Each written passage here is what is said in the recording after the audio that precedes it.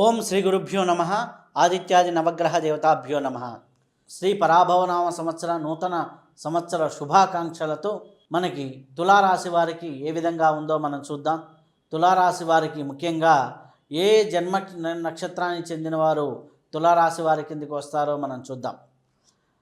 జన్మ నక్షత్రంలో ముఖ్యంగా చిత్తా నక్షత్రం 3-4 పాదాలు, స్వాతి నక్షత్రం 1, 2, 3, 4 పాదాలు, విశాఖ నక్షత్రం 1, 2, 3 పాదాలు.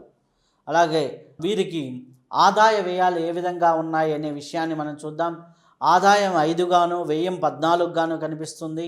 రాజ్యపూజ్యం 6, అలాగే అవమానం 3 గాను కనిపిస్తుంది. అంటే ఆదాయం కంటే వ్యయం ఎక్కువగాను కనిపిస్తుంది. రాజ్యపూజ్యం బాగానే ఉంది, అంటే మంచి అనే పేరు ఉంటుంది, కానీ ఆదాయం విషయాల్లో ఎక్కువగా ఖర్చు చేయాల్సి వస్తూ ఉంటుంది. ఒక ఆదాయం మనం చూసుకున్నట్లయితే వచ్చేదానికంటే మనకి వ్యయం అనేది ఎక్కువగా కనిపిస్తుంది. కాబట్టి చాలా ప్రణాళికాబద్ధంగా జీవన విధానం అనేది అవసరం. ఆర్థిక ప్రణాళిక లేకపోతే తులారాశి వారు నష్టపోతారు. కాబట్టి ఆ విషయంలో జాగ్రత్త తీసుకోండి.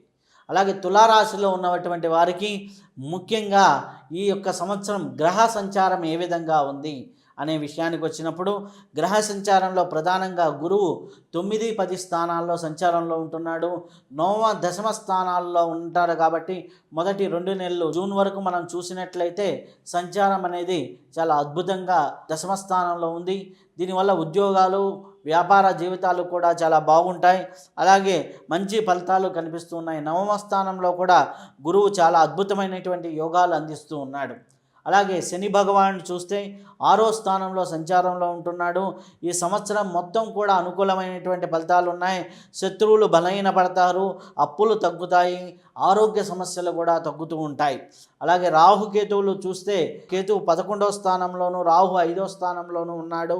కాబట్టి దీనివల్ల ప్రతి విషయంలోనూ కొద్దిగా మార్పులు ఉంటాయి. కొత్త నిర్ణయాలు తీసుకునేదానికి అవకాశాలు బాగా కనిపిస్తున్నాయి. ఓవరాల్గా చూసుకున్నట్లయితే పోరాటం ద్వారా విజయము, గతంలో సాధించలేని పనులు ఇప్పుడు పూర్తవుతూ ఉంటాయి. మీ నిర్ణయాలకన్నిటికి కూడా మీకు సత్ఫలితాలు పొందేదానికి అవకాశం ఎక్కువగా ఉంది. నిజాయితీతోనూ మంచి ప్రవర్తనతోనూ మిమ్మల్ని మీరు ముందుకు నడిపించుకుంటూ ఉంటారు. ఇక్కడ మీరు తీసుకోవాల్సినటువంటి జాగ్రత్తలు ఏంటంటే, ఆదాయానికి మించిన ఖర్చులు కనిపిస్తూ ఉంటాయి.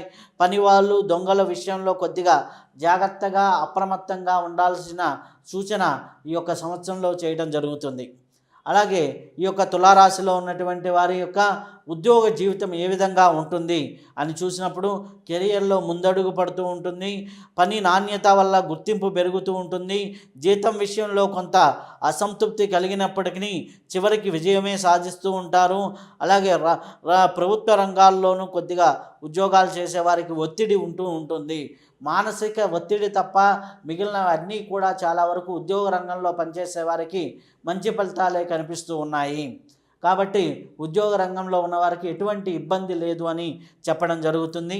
అలాగే న్యాయపరమైనటువంటి ఉద్యోగాల్లో ఉన్నవారు కోర్టు కేసుల్లో విజయం సాధిస్తూ ఉంటారు. న్యాయవాదులు, కోర్టు ఉద్యోగుల్లో అభివృద్ధి సాధించడం అనేది జరుగుతూ ఉంటుంది. న్యాయపరమైన ఉద్యోగాలు చేస్తున్న వారికి కూడా మంచి ఫలితాలు కనిపిస్తూ ఉన్నాయి. అలాగే తులారాశిలో ఉన్నటువంటి వారికి వ్యాపార జీవితం ఏ విధంగా ఉంటుంది అంటే, వ్యాపార రంగం చాలా అనుకూలమైనటువంటి ఫలితాలు ఇస్తున్నాయి.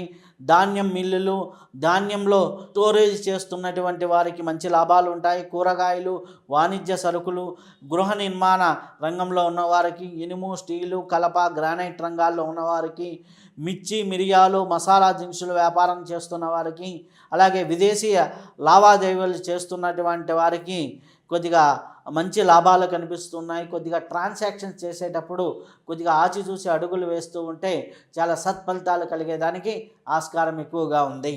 అలాగే ఈ తులారాశిలో ఉన్నటువంటి వారి యొక్క కుటుంబ జీవితము, వ్యక్తిగత జీవితం ఏ విధంగా ఉంటుంది అనే విషయాన్ని పరిశీలిద్దాం. దాంపత్య జీవితంలో అనుకూలమైనటువంటి ఫలితాలు ఉన్నాయి.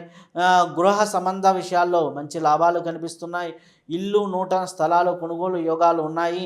వివాహాది శుభకార్యాలు జరిగేదానికి ఆస్కారం ఎక్కువగా ఉంది. కుటుంబ వాతావరణం అనేది చాలా వరకు సత్ఫలితాలను ఇస్తూ ఉంటుంది. ఆనందకరమైనటువంటి పరిస్థితులు కుటుంబ వాతావరణంలో బాగా కనిపిస్తూ ఉన్నాయి. అలాగే తులారాశిలో ఉన్నటువంటి విద్యార్థులకి విద్యా సంబంధించినటువంటి విషయాలు ఏ విధంగా ఉన్నాయి అని చూసినప్పుడు విద్యార్థులకి మంచిగా జ్ఞాపక శక్తి, జ్ఞాన వృద్ధి అనేది కనిపిస్తూ ఉంది. పోటీ పరీక్షల్లో విజయం సాధిస్తారు. దూర ప్రయాణాలు, విదేశీ విద్యా ప్రయత్నాలన్నీ కూడా ఫలిస్తూ ఉంటాయి. చాలా సత్ఫలితాలు కలిగేదానికి విద్యా విధానం పరంగా విద్యార్థులకు మంచి విజయాలు కలిగేదానికి ఆస్కారం ఎక్కువగా కనిపిస్తూ ఉంది. అలాగే ఈ యొక్క తులారాశిలో ఉన్నటువంటి వారికి ఆరోగ్య సమస్యలు ఏ విధంగా ఉంటాయి? శని ప్రభావం వల్ల కొద్దిగా ఆరోగ్యం మెరుగుపడుతూ ఉంటుంది. ఎందుకంటే శని వీరికి అనుకూలమైనటువంటి ఫలితాలు ఇస్తున్నారు కాబట్టి ఆరోగ్యం మెరుగుదలే కనిపిస్తుంది. జాగ్రత్తలు పాటిస్తే పూర్తిగా ఉపశమనం పొంది చాలా వరకు మేలైన ఫలితాలు పొందేదానికి ఆస్కారం ఎక్కువగా ఉంది. వీరికి అదృష్టాన్ని ఇచ్చేటటువంటి సంఖ్యలు, వారాలు ఏంటి అని చూసినప్పుడు అదృష్టాన్ని ఇచ్చే సంఖ్య 6. అలాగే బుధవారం, శుక్రవారం, శనివారం ఏ పని చేసినా కానీ వీరికి అదృష్టాన్ని కలుగుతూ ఉంటుంది. ఈ సంవత్సరంలో కొద్దిగా పోరాటం అంటే కొద్దిగా కష్టపడుతూ ఉంటే మంచి ఫలితాలు వస్తూ ఉంటాయి. శ్రమ, క్రమశిక్షణతో స్థిరమైన పురోభివృద్ధి అనేది ఉంటుంది. కోర్టు వ్యవహారాల్లోనూ, వ్యాపారంలోనూ, కెరియర్లోనూ విజయాలు సాయం అనేది మనకు సూచించడమైంది. కాబట్టి ఇవి ఈ యొక్క అదృష్టంగా మనకి ఈ యొక్క సంవత్సరంలో చెప్పవచ్చును. తులారాశి వారు ఎటువంటి పరిహారాలు చేసుకుంటే మంచి ఫలితాలు కలుగుతాయి అన్నప్పుడు దుర్గాదేవిని ఆరాధన చేసుకుంటే మంచిది. అలాగే సుబ్రహ్మణ్యేశ్వర స్వామిని కూడా ఆరాధన చేసుకోవడం, అలాగే వీలైనంత వరకు ఈ సుబ్రహ్మణ్య స్తోత్రాన్ని, దుర్గా స్తోత్రాన్ని పారాయణ చేసుకుంటూ ముందుకు వెళ్తూ ఉంటే చాలా అద్భుతమైనటువంటి ఫలితాలు కలుగుతాయి. అలాగే ఇది గోచార రీత్యా చెప్పినటువంటి ఫలితాలు.